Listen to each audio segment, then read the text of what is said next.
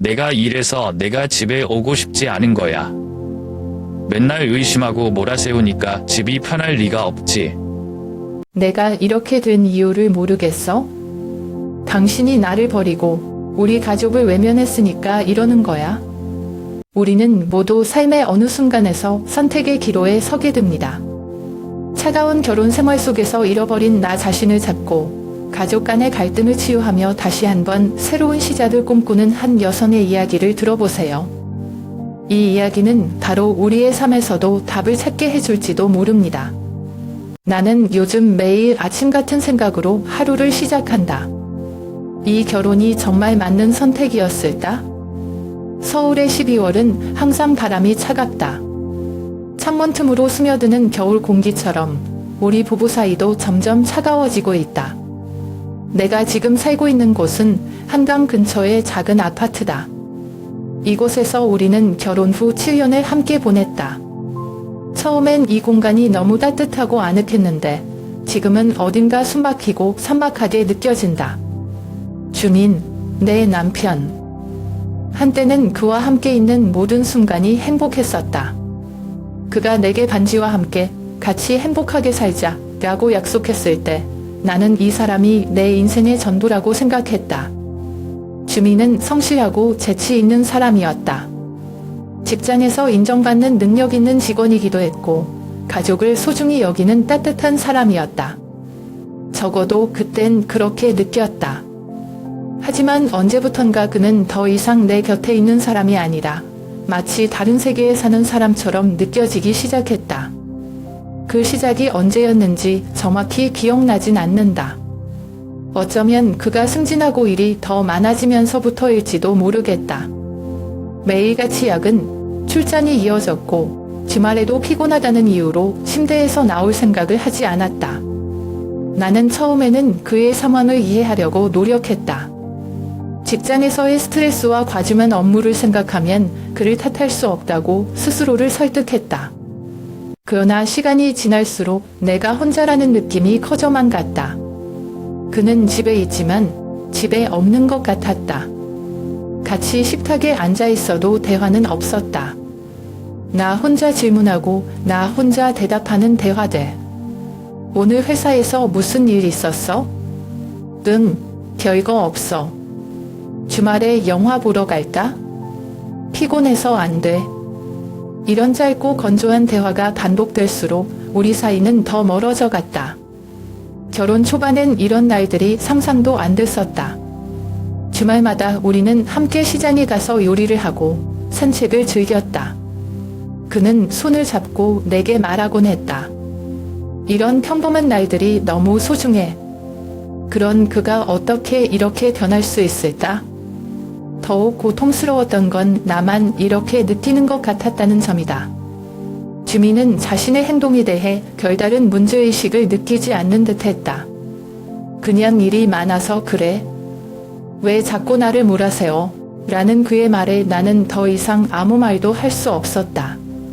가장 기억에 남는 건 작년 겨울이었다. 크리스마스 이브에 나는 주민과 함께 집에서 저녁을 준비하려고 했다. 하지만 그는 갑자기 회사 회식이 잡혔다며 서둘러 나가버렸다. 텅 빈 식탁 앞에 앉아있던 그 순간 나는 스스로에게 물었다. 이렇게 혼자 있는 게 과연 결혼이라고 할 수 있을까? 우리 사이의 거리감은 단순히 대화의 부재에서 끝나지 않았다. 그는 점점 더 나에게 무관심해졌다. 내가 아플 때도 슬플 때도 그의 반응은 늘 같았다. 약 먹고 좀 쉬어. 그의 무덤덤한 태도는 나를 더 외롭게 만들었다. 주민은 점점 집에 있는 시간이 줄어들었다. 이전에는 저녁이면 집에서 함께 저녁을 먹고 TV를 보면서 사소한 이야기를 나누던 그가 이제는 늘 늦게 들어오거나 아예 보이지 않는 날도 많아졌다. 오늘은 회식이 있어서 늦어. 이번 주는 지방 출장이 나 집에 못 들어가. 이런 날들이 점점 잦아지더니 이제는 내가 그가 어디서 무엇을 하고 있는지도 궁금해하지 않게 되었다. 아니, 궁금하기보다는 그냥 지쳤다. 처음엔 믿으려 했다. 정말 바쁜 걸까? 하지만 어느 순간부터 내가 그를 기다리는 시간이 무의미하게 느껴졌다.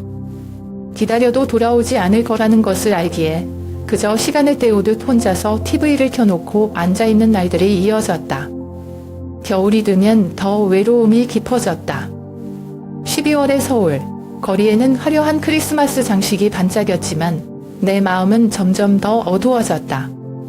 경제적인 문제도 나를 괴롭게 했다. 주민은 한때 가족의 든든한 기둥이었다.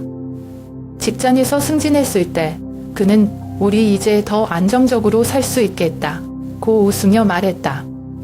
하지만 그 이후부터 그가 돈에 대해 이야기하는 횟수가 줄어들었고 가끔씩 집안의 재정 상태를 물어봐도 그는 대답을 피했다.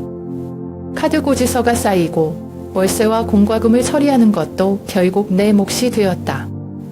더 답답한 건 그 누구도 나를 이해하려 하지 않았다는 점이다. 특히 시어머니는 항상 나를 비난하는 말을 했다. 너는 왜 이렇게 살림을 못 챙기니? 남편이 바쁜데 아내가 더 잘해야지. 그런 말을 들을 때마다 나는 속이 끓어올랐지만 대꾸할 수 없었다. 나는 그저 조용히 고개를 숙이고 그녀의 잔소리를 듣는 게 더 편했다. 한 번이라도 반박하면 그날은 더 큰 싸움이 벌어질 게 뻔했으니까. 가장 잊을 수 없는 날은 주민의 생일이었다. 나는 그를 위해 생일 케이크를 준비하고 그의 좋아하는 음식을 차리며 하루 종일 기다렸다. 하지만 그는 끝내 집에 돌아오지 않았다. 몇 번이고 전화를 걸었지만 지금 바쁘니까 나중에 얘기하자는 말만 남기고 전화를 끊어버렸다. 결국 혼자서 생일초를 불고 눈물을 흘리며 케이크를 잘랐다. 그날 이후로 내 마음속에 무언가가 부서지는 소리가 들렸다. 그를 사랑했던 내 마음도 이 결혼에 대한 희망도 모두 그날 밤 어두운 한강 바람 속으로 흩어져 버린 것 같았다. 친구들과도 멀어졌다. 누구에게도 이 상황을 말할 수 없었다. 내가 이런 이야기를 꺼내면 그들은 결혼이 다 그런 거야. 조금만 참으면 좋아질 거야. 라는 말만 할 게 뻔했다. 하지만 그 말들은 전혀 위로가 되지 않았다. 그저 나를 더 외롭게 만들 뿐이었다. 그날은 유난히 추운 겨울날이었다. 아침에 눈이 내렸고 동네 아이들이 놀이터에서 눈싸움을 하며 웃음소리를 내던 날이었다. 나는 시장에 가서 저녁에 먹을 반찬을 사려고 나갔다. 주민은 전날처럼 출장을 간다고 했고 딸은 학교에 있어서 혼자 조용히 시간을 보내고 있었다. 시장에서 고등어를 고르고 있는데 동네 아주머니가 나를 보며 다가왔다. 평소에 수다를 즐기시던 분이라 나는 자연스럽게 웃으며 인사를 건넸다. 그런데 그 아주머니가 갑자기 조심스럽게 말을 꺼내셨다. 어머, 저기, 혹시 남편분 요즘 좀 바빠요? 어제 어디서 봤는데 다른 분이랑 같이 계시더라고. 순간 머릿속이 하얘졌다. 나는 그 말을 이해하려고 노력했지만 아주머니의 말은 더 이상 이어지지 않았다. 아, 그게 뭐 특별한 건 아니겠지만 같이 계시길래. 바쁜 남편이라 그럴 수도 있겠지. 그렇죠. 라고 말하며 얼버무리듯 웃으셨다. 나는 겨우 미소를 지으며 대답했다. 아, 네, 요즘 회사 일이 많아서 그런가 봐요. 집으로 돌아오는 길에 마음이 복잡했다. 설마, 그럴 리 없어. 스스로를 다독였지만 아주머니의 말이 머릿속에서 떠나지 않았다. 주민이 다른 사람과 함께 있다는 장면이 머릿속에서 상상이 되지 않았던 것도 아니다. 그의 행동, 늦은 비가, 늘 출장이라는 이유로 집을 비우는 패턴이 갑자기 머릿속에서 맞아떨어졌다. 며칠 후 나는 주민의 출근 시간이 지난 후 그의 서랍을 열어봤다. 나는 그렇게까지 하고 싶지 않았지만 나도 모르게 그의 흔적을 확인하고 싶었다. 서랍 속에는 회사 문서와 몇 장의 영수증, 그리고 한 장의 사진이 있었다. 사진 속 주민은 다른 여인과 함께 있었다. 밝게 웃고 있는 얼굴, 너무나 행복해 보이는 두 사람의 모습에 나는 충격을 받았다. 그날 밤 나는 잠을 이룰 수 없었다. 주민에게 이 사진에 대해 물어보고 싶었지만 그는 또 출장을 이유로 집에 없었다. 나는 혼자 머릿속으로 모든 가능성을 떠올리며 스스로를 괴롭혔다. 혹시 정말 그냥 동료일까? 아니면 딸아이 앞에서는 아무렇지 않은 척하려고 했지만 내 표정과 행동은 분명 변했을 것이다. 딸은 엄마, 무슨 일이야? 라고 묻기도 했다. 나는 억지로 웃으며 아니야, 별일 없어. 그냥 피곤해서 그래 라고 대답했다. 하지만 딸아이의 걱정스러운 눈빛에 나는 마음이 더 무거워졌다. 그날은 평소처럼 추운 겨울밤이었다. 서울의 1월은 유난히 차갑고 어두운 밤이 많다. 저녁 9시쯤 주민이 집에 들어왔다. 그는 여느 때와 다름없이 피곤한 표정으로 들어와 소파에 앉아 휴대폰만 쳐다보고 있었다. 그 모습이 오늘따라 더욱 화가 났다. 나는 더 이상 참을 수 없었다. 준인, 우리 얘기 좀 하자. 내 목소리는 떨렸지만 더 이상 물러설 수 없다는 결심이 있었다. 그는 휴대폰 화면에서 눈을 떼지도 않고 대답했다. 또 무슨 얘기야? 피곤해 죽겠는데. 나는 그가 하는 말에 더 화가 났다. 당신, 나 몰래 다른 여자 만나고 있지? 솔직히 말해봐. 내 질문은 마치 폭탄처럼 방 안에 울려 퍼졌다. 그제서야 그는 휴대폰을 내려놓고 나를 쳐다봤다. 하지만 그 눈빛은 놀람이나 미안함이 아닌 짜증과 무관심으로 가득 차 있었다. 너는 왜 항상 이렇게 별것도 아닌 걸로 난리야? 회사 동료랑 잠깐 만난 거 가지고 왜 이렇게 과민반응하는 건데? 그의 대답은 나를 더 아프게 했다. 나는 그 순간 더 이상 참을 수 없었다. 별것도 아닌 거? 그럼 왜 나한테 말하지 않았어? 왜 계속 나를 속이고 있는 건데? 그는 한숨을 쉬며 자리에서 일어났다. 내가 이래서 내가 집에 오고 싶지 않은 거야? 내가 맨날 의심하고 몰아세우니까 집이 편할 리가 없지. 그의 말은 마치 날카로운 칼처럼 내 가슴을 찔렀다. 그 순간 내 안에서 무언가가 터졌다. 나는 소리를 지르며 말했다. 이게 내 잘못이라는 거야? 내가 왜 이렇게 됐는지 알아? 당신이 나한테 관심도 안 주고 우리 가족을 버린 건 당신이야. 그는 더 이상 듣고 싶지 않다는 듯 나를 무시하며 방으로 들어가려고 했다. 그 순간 나는 그의 팔을 잡았다. 이렇게 끝낼 수는 없어. 우리 얘기해야 해. 하지만 그는 내 손을 거칠게 뿌리쳤다. 너 진짜 왜 이래? 그의 목소리는 점점 더 거칠어졌고 나는 그가 더 이상 내가 알던 주민이 아니라는 사실을 깨달았다. 그때 딸아이가 방에서 나왔다. 엄마, 아빠, 무슨 일이야? 딸의 목소리는 떨리고 있었다. 그녀의 눈에는 이미 눈물이 고여 있었다. 나는 그녀를 안심시키고 싶었지만 상황은 너무나도 혼란스러웠다. 그 순간 주민이 화를 참지 못하고 내게 손을 들었다. 그의 손이 내 뺨을 스쳤을 때 방 안은 정적에 휩싸였다. 딸아이는 그 장면을 보고 크게 울기 시작했다. 나는 딸을 안으며 그녀를 달래려고 했지만 내 안에서는 분노와 슬픔이 뒤섞여 있었다. 이게 가족이야? 이게 우리가 원했던 결혼 생활이야? 나는 떨리는 목소리로 말했다. 주민은 아무 말 없이 방으로 들어가 문을 쾅 닫았다. 남은 건 울고 있는 딸과 그저 무너져 내린 내 마음뿐이었다. 그날 밤 나는 딸을 품에 안고 침대에 누웠다. 그녀는 잠들기 전에 이렇게 말했다. 엄마, 아빠가 왜 이렇게 변했어? 우리 다시 행복할 수 있을까? 나는 아무 대답도 할 수 없었다. 그녀에게 거짓 희망을 주고 싶지 않았기 때문이다. 서울의 겨울은 언제나 차갑지만 그날 밤의 추위는 유난히 더 살을 내는 듯했다. 그 차가운 바람 속에서 나는 경찰서 문 앞에 서 있었다. 손은 떨리고 눈물은 멈출 줄 몰랐다.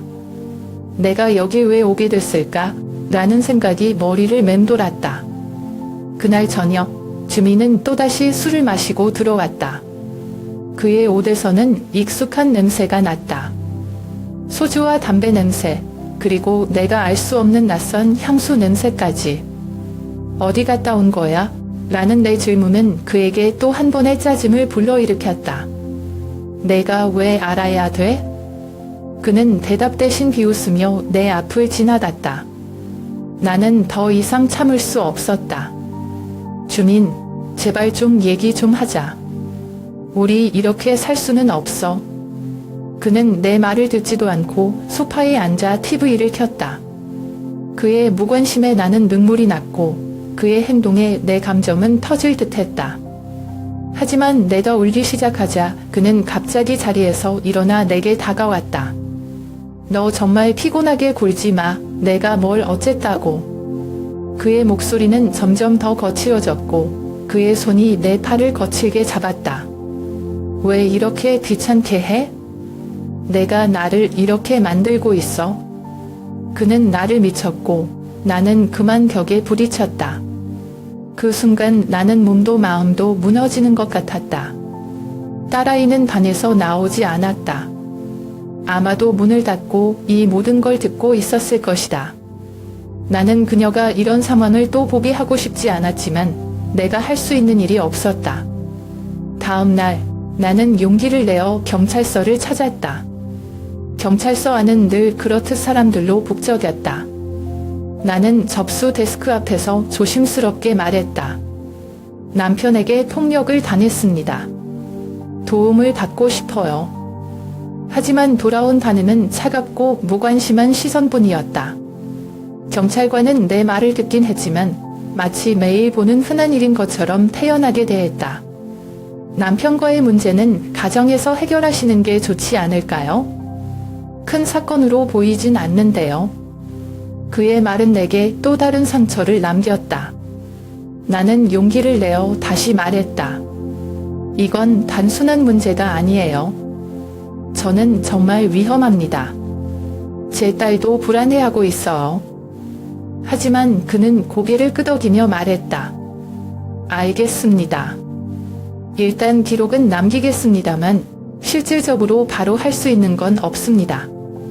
경찰서를 나오며 나는 더 큰 절망에 빠졌다.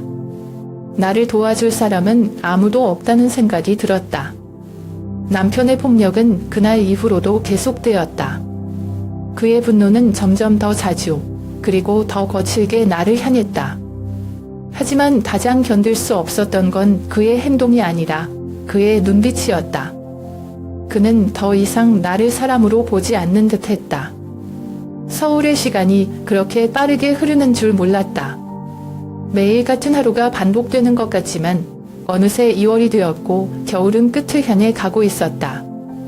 하지만 내 삶은 여전히 얼어붙은 채로 멈춰 있는 듯했다. 매일 아침 6시에 눈을 뜬다. 나는 자동으로 몸을 움직이며 하루를 시작한다. 첫 번째로 하는 일은 시어머니의 밤을 확인하는 것이다.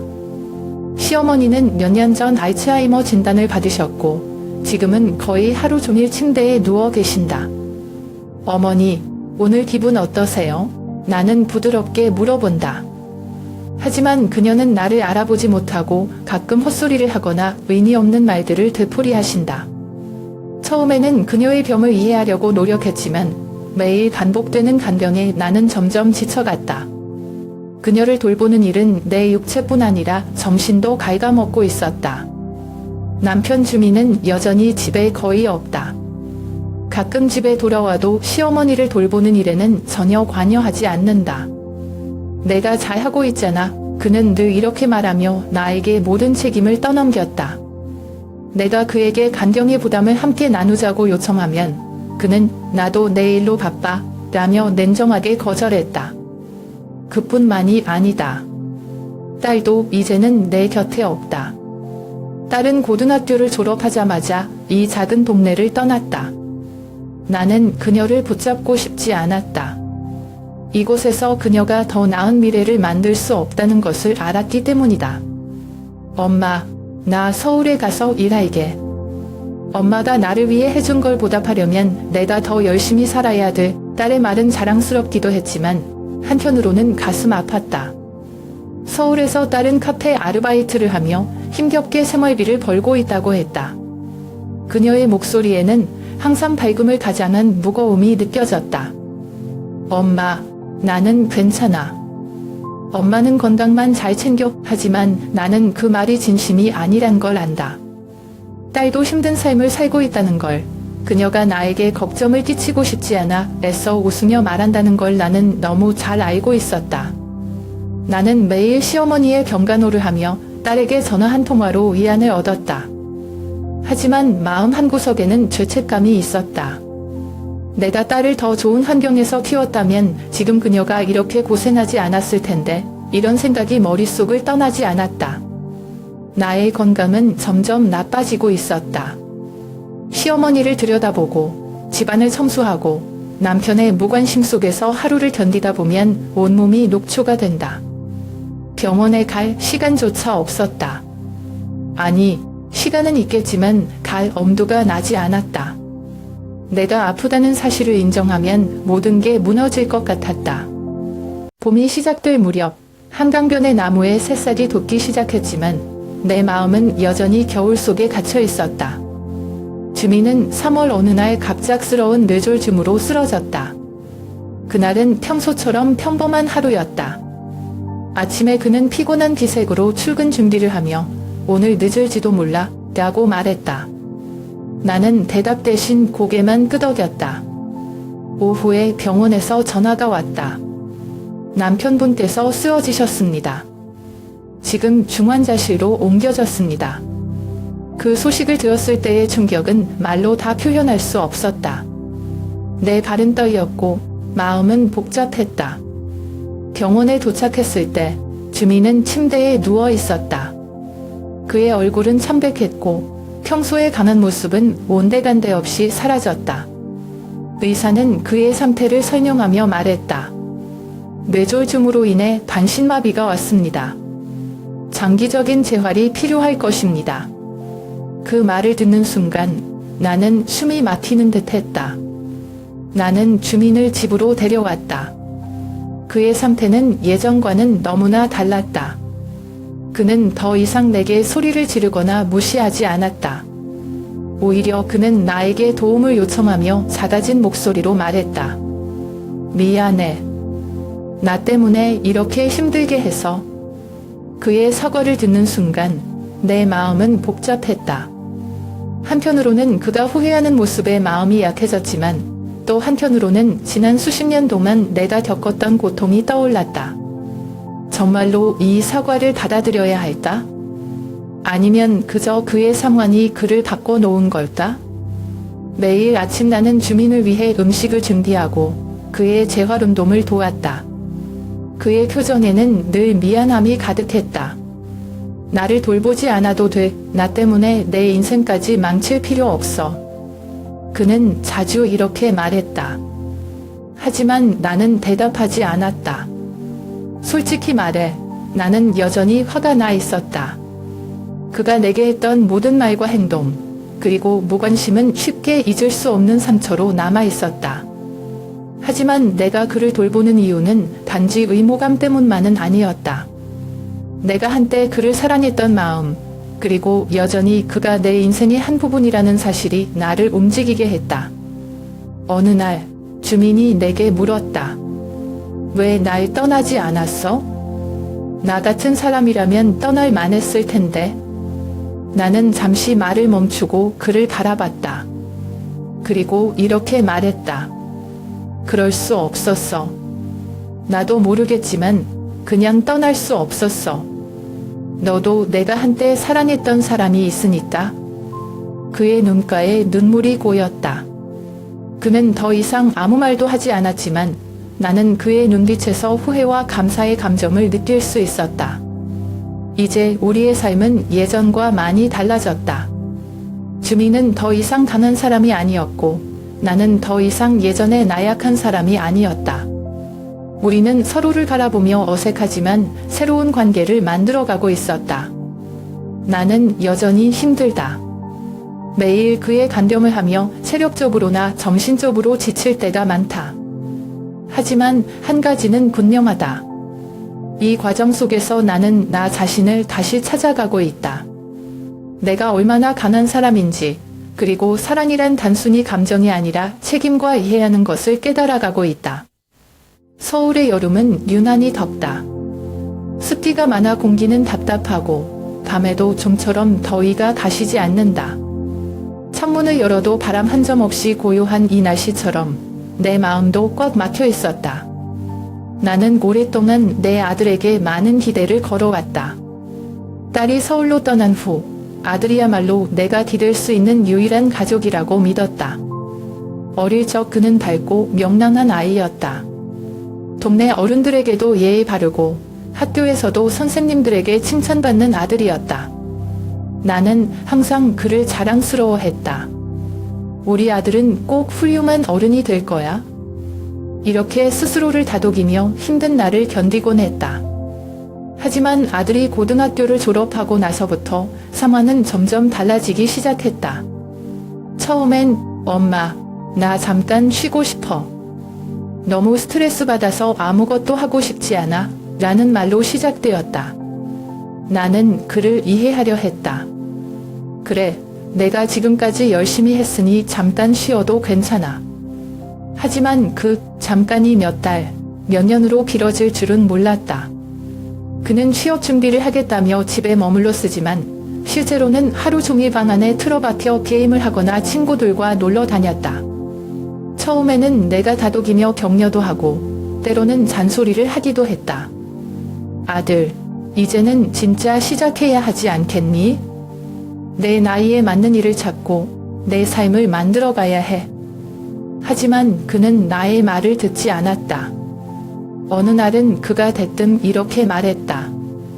엄마, 돈 좀 주세요. 이번에 친구들이랑 여행 가기로 했어요. 그 말을 듣는 순간 내 안에서 무언가가 끊어지는 기분이 들었다. 나는 차분히 말했다. 아들, 지금 우리 집 상황 알지? 엄마가 너한테 돈을 줄 여유가 없어. 그는 나를 노려보며 대답했다. 엄마가 돈이 없긴 뭐가 없어요? 맨날 그 아픈 아버지랑 할머니 챙기느라 돈을 못 주는 거 아니에요? 그의 말은 나를 깊이 찔렀다. 나는 잠시 숨을 고르고 다시 말했다.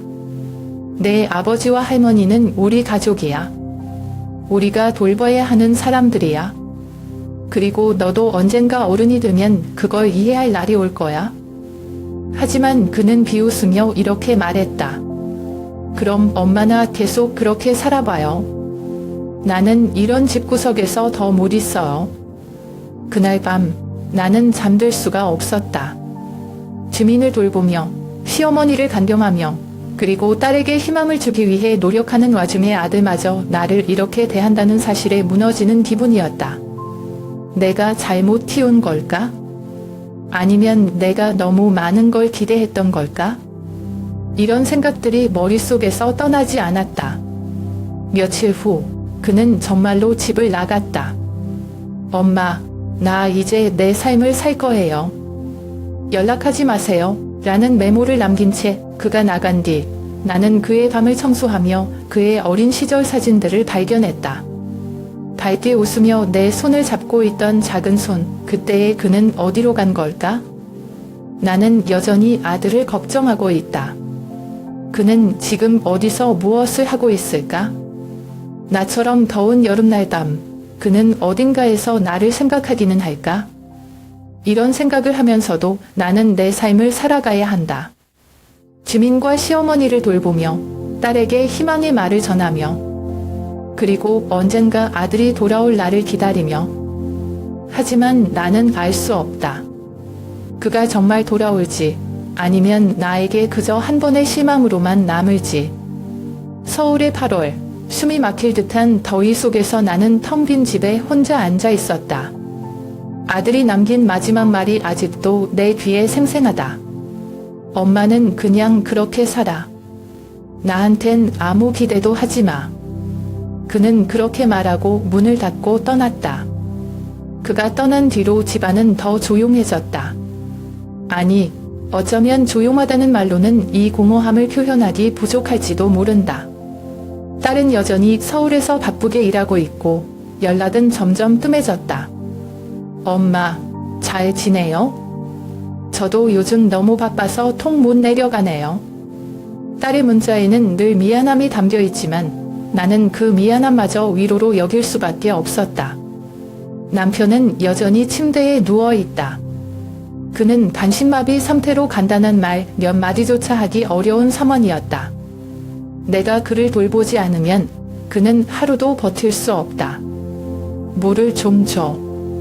그의 낮은 목소리에 나는 다시 움직인다. 물을 건네주고 그를 자리에서 일으켜 옷을 정리해주는 일이 내 하루의 시작이자 끝이다. 시어머니도 여전히 같은 방에 계신다.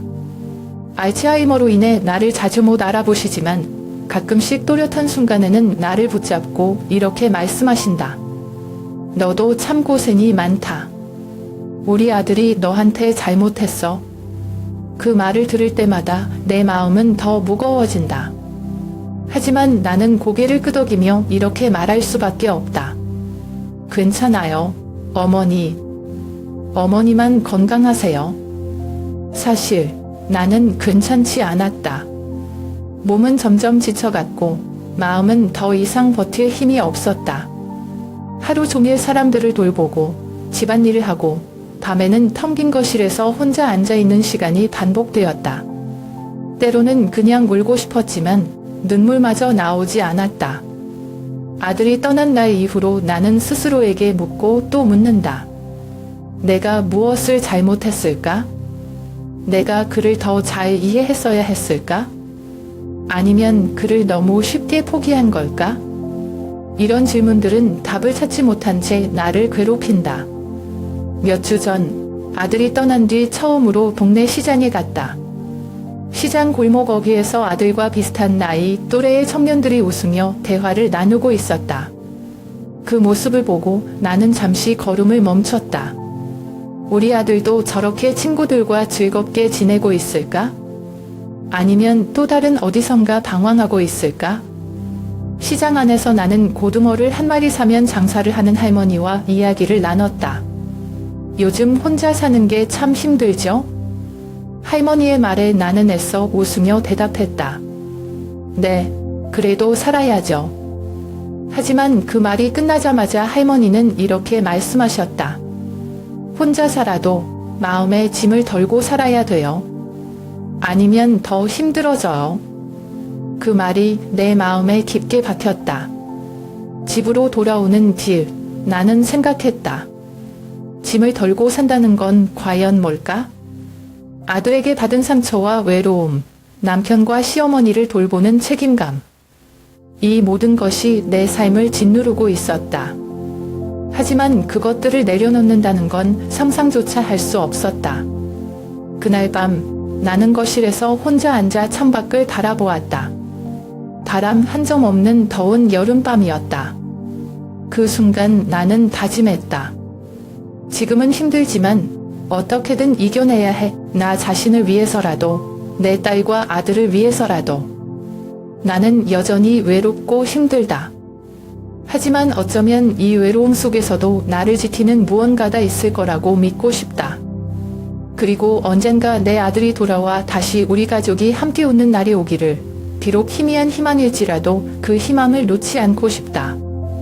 가을이 시작된 서울은 하늘이 높고 맑았다. 더위가 지나가고 선선한 바람이 불어오는 이 계절은 어딘가 나에게 새로운 시작을 알리는 것 같았다. 나는 지난 몇 년간의 일들을 떠올리며 결심했다. 이제는 나를 위해 살아야 할 때야. 남편 주민이 병상에서 마지막 눈물을 흘렸던 장면은 여전히 내 기억에 선명하다. 그의 눈에는 후회와 미안함이 가득 담겨 있었다.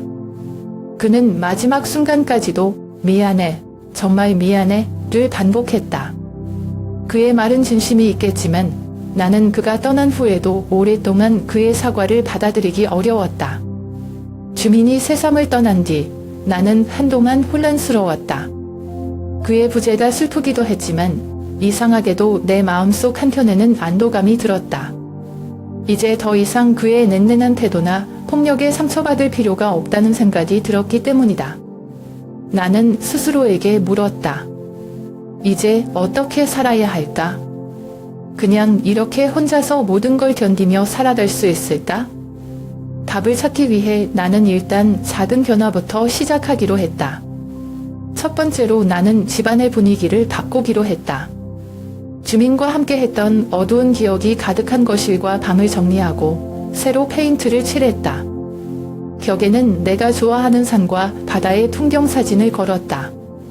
작지만 이 변화는 내 마음에 조금씩 생기를 불어넣었다.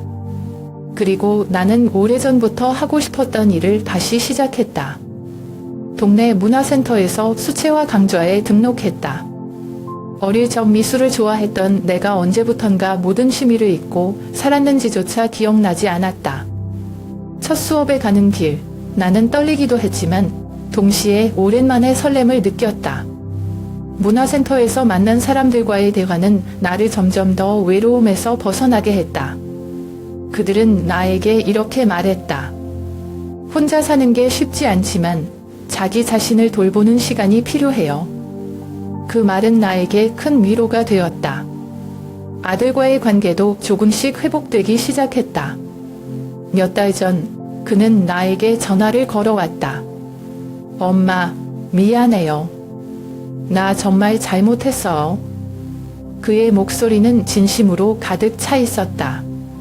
나는 눈물이 났지만 애써 차분한 목소리로 말했다. 내가 돌아와줘서 고마워. 엄마도 미안해. 그날 이후로 그는 가끔씩 집에 들르기 시작했다. 여전히 어색한 순간도 많았지만 우리는 조금씩 대화를 나눴다. 그는 새로운 일을 시작했고 자신의 삶을 다시 정리하려고 노력하고 있었다. 그 모습을 보며 나는 비록 천천히라도 우리가 다시 가족으로 연결될 수 있을 거라는 희망을 품었다. 딸은 여전히 서울에서 바쁘게 지내고 있지만 주말마다 전화로 안부를 전해왔다. 그녀는 내게 이렇게 말했다. 엄마, 이제 엄마도 행복해져야 해요. 아빠가 남긴 고통에 더 이상 묶여있지 않았으면 좋겠어요. 나는 더 이상 과거에 매여 살지 않기로 했다. 물론 주민과 함께했던 시간들이 내 삶에서 완전히 사라질 수는 없겠지만 그것들이 나를 지배하게 두지는 않을 것이다. 나는 나 자신을 위해 새로운 일상을 만들어가고 있다. 서울의 초겨울, 첫눈이 내리던 날이었다. 밖은 차갑고 쓸쓸했지만 내 마음은 그보다 더 얼어붙은 듯했다. 하루 종일 시어머니를 돌보며 나 자신이 사라져가는 것 같은 기분이었다. 집안은 조용했고 남편도 아들도 없는 이 집에서 나는 혼자 모든 것을 버티고 있었다. 그런데 그날 저녁 문득 현관에서 문을 두드리는 소리가 들렸다. 엄마. 문을 열자 딸아이가 서 있었다. 오랜만에 보는 그녀는 이전보다 훨씬 어른스러워 보였다. 그녀의 얼굴에는 묘한 결심이 엿보였고 그 모습이 어딘가 낯설었다. 엄마, 나 잠깐 들어가도 돼? 그녀의 목소리는 다정하면서도 조심스러웠다. 나는 아무 말 없이 그녀를 집 안으로 들였다. 딸은 저녁 내내 나와 함께 앉아 이런저런 이야기를 나누었다. 서울에서의 삶, 새로운 직장에서의 일들, 그리고 그녀가 느낀 외로움과 어려움에 대해 말했다. 하지만 그녀는 더 깊은 이야기를 꺼내기까지 시간이 필요해 보였다. 엄마, 내가 잘못했어. 엄마 혼자 힘든데 내가 너무 멀리 있었어. 딸은 갑자기 내 손을 잡으며 말했다. 나는 순간 눈물이 차올랐지만 애써 담담한 척하며 답했다. 너도 내 인생이 있잖니? 괜찮아. 이제라도 와줘서 엄마는 고마워. 그날 밤 딸은 내가 자고 있는 방 옆에서 시어머니 방을 지키며 밤을 보냈다. 그녀의 모습은 내가 한때 그녀를 돌봐줬던 시간들을 떠올리게 했다. 이제는 그녀가 나를 돕고 있었다. 며칠 후 딸은 한 가지 중요한 이야기를 꺼냈다. 엄마, 사실 나 서울에서 어떤 사람을 만났어. 그녀는 잠시 머뭇거리며 말을 이었다. 그 사람이 아빠를 본 적이 있대. 아빠가 어떤 여자랑 같이 있는 걸 봤다더라. 나는 순간 숨이 멎는 것 같았다. 주민이 나를 속이고 있었다는 사실은 알고 있었지만 딸이 그것을 직접 말하니 또 다른 충격으로 다가왔다. 그래서 너는 그걸 알고도 왜 말하지 않았니? 나는 차분하려 애썼지만 목소리가 떨렸다.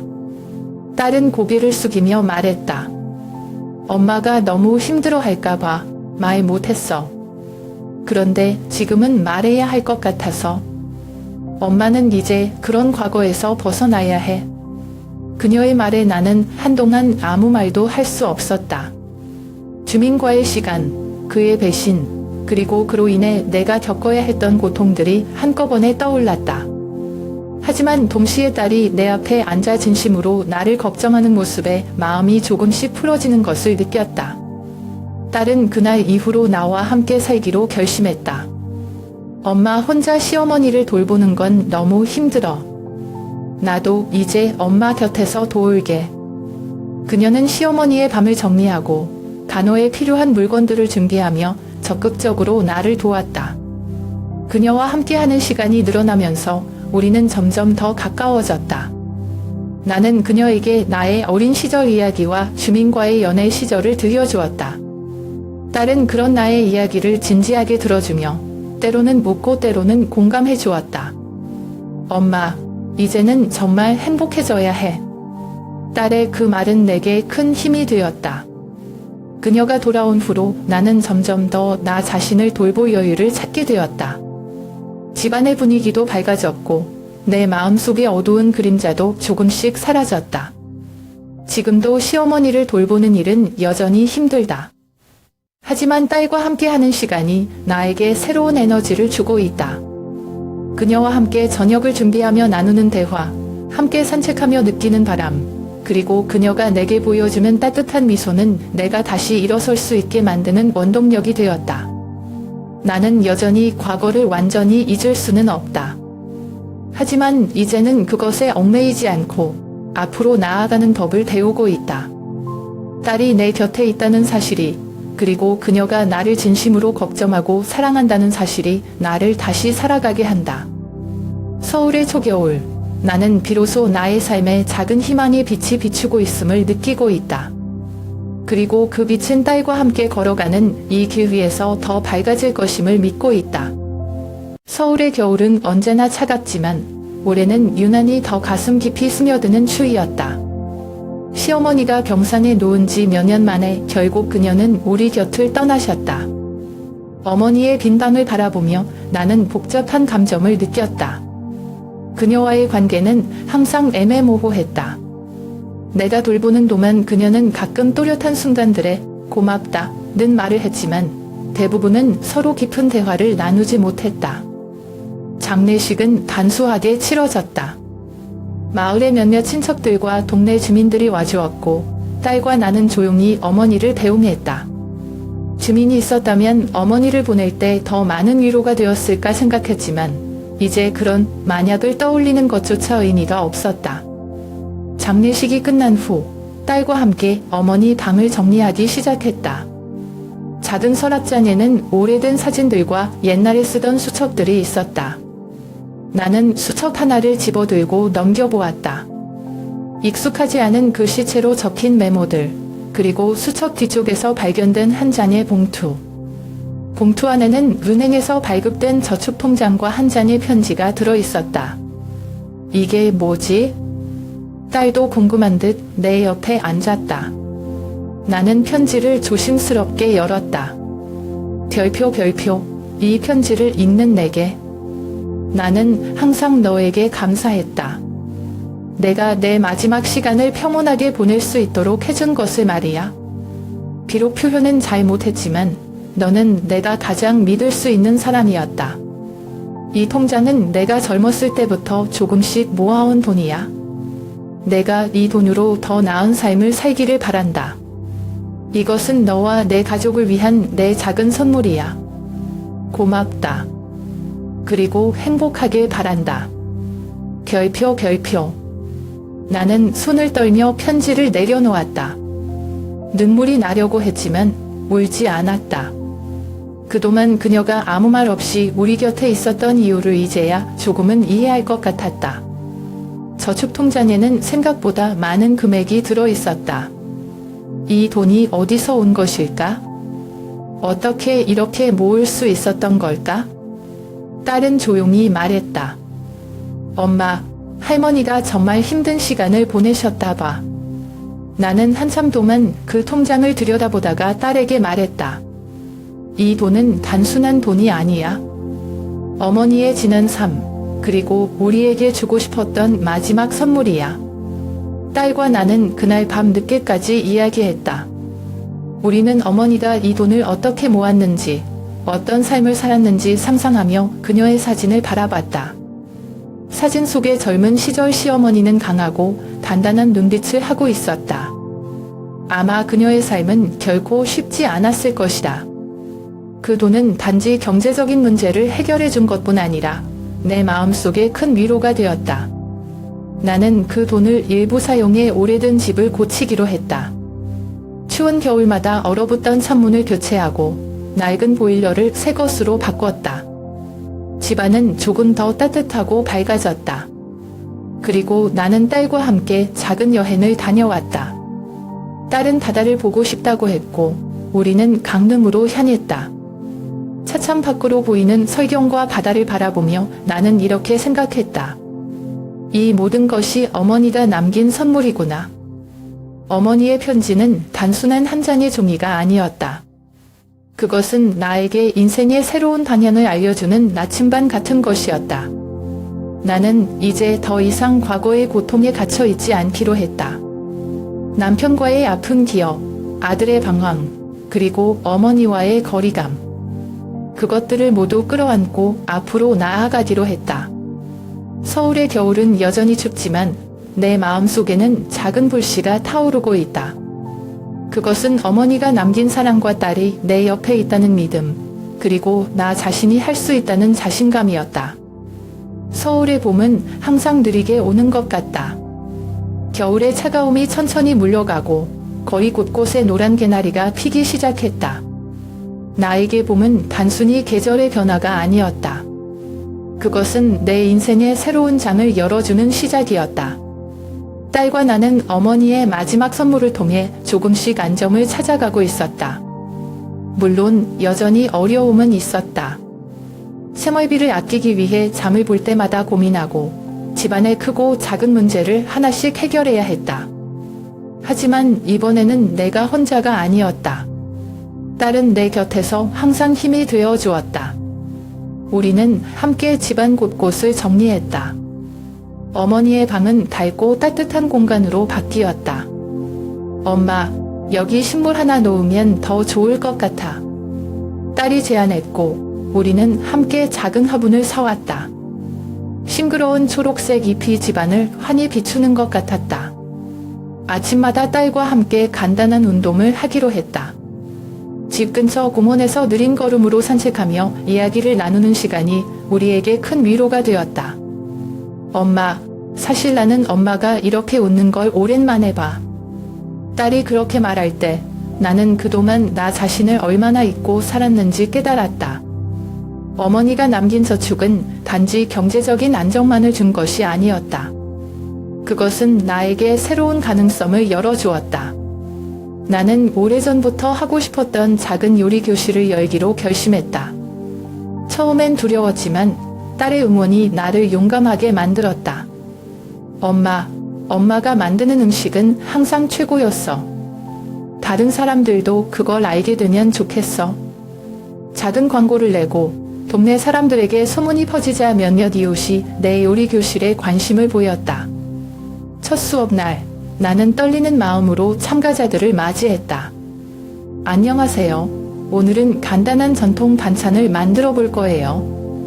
내가 처음으로 자신 있게 나선 그 순간 내 삶이 조금씩 변하고 있음을 느꼈다.